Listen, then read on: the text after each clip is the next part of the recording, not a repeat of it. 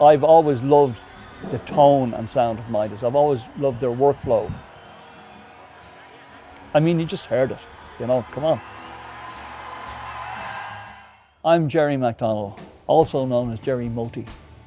I'm working here doing front of house for Damien Dempsey in the Ivy Gardens, using the beautiful Heritage HD96, which I'm really enjoying. The Pro Series for me is the one, because I catch the knob and I move the knob, and what I'm doing with my hand is happening in the room, which is all important to me, because analog guy, come on, you just turn the knob and it works. Turn it up, it sounds better, I've always loved the tone and sound of Midas. I've always loved their workflow. I've actually set up the HD to work like an analog, like a Heritage.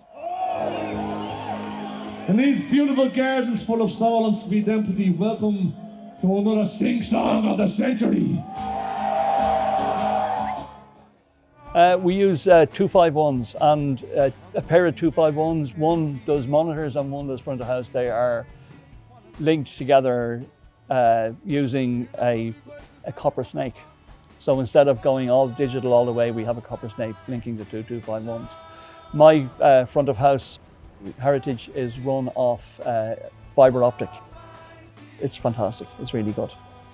Monitor console is a Pro 2, which we've been using forever, and when we do Vicar Street, we've always mainly used Pro Series. So we use a Pro Series at front of house, Pro 2 and a Pro 2C for monitors, because that's what Lenny likes. I have no outboard anything going on, other than my DI boxes and microphones, which are really important, because the mics are the start of the audio chain. If they're wrong, it only gets worse. The best sound goes into the microphone. It doesn't come out of the PA, it goes into the microphone. So you have to get that right to begin with. If you don't, you're in trouble. I first found Midas in 1977. They were quite a young company then.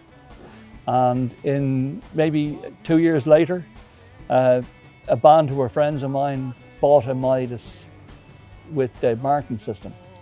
So the desk also had the crossovers in the desk. So you had 6 outputs on the desk, which went to the controls, the power amps.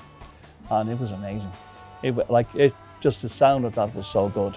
In the early 90s, used to work with a band called Lear, who are from Donamead, where Damien's from, so they all knew each other.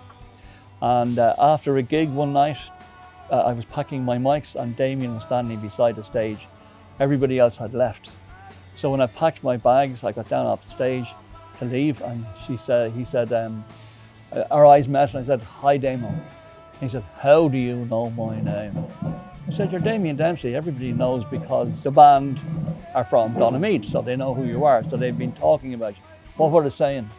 I said, said that you've stopped boxing. He was a boxer before this. You've stopped boxing and you now are playing guitar and singing and writing songs. He said, "Yeah." He said, "I am." He said, "I write songs now. I'm going to write the best songs ever written in Ireland. And when I do, I'm going to be big. And you're going to be my engineer." That was 1993.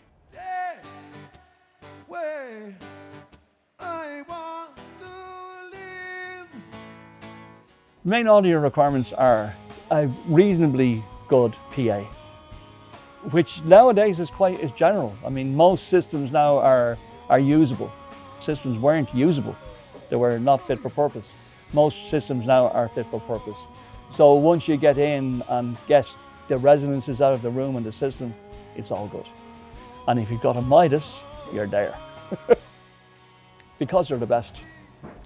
And I've always loved the tone and sound of Midas. I've always loved their workflow, where I've got my 10 VCAs in the middle on an area B, which is the 3rd and 4th bank, and then I spill them onto the 3rd and 4th bank as well.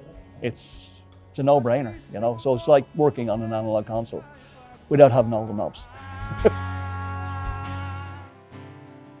Typical work day, if I'm on tour, I get up, fall out of the bed on the bus, go downstairs, get a coffee. Hopefully we're at the venue. So I go in and do a pre on the venue just to make sure everything that they said is there is there. Then I go and have breakfast. Then I go back in and we get the back line in, we mic it and get it all up and running. And then sound check. I tune the system, I tune the room. To say tune the room, you don't tune the room. To tune the room, you need things, physical things to put in the room to change the response of the room.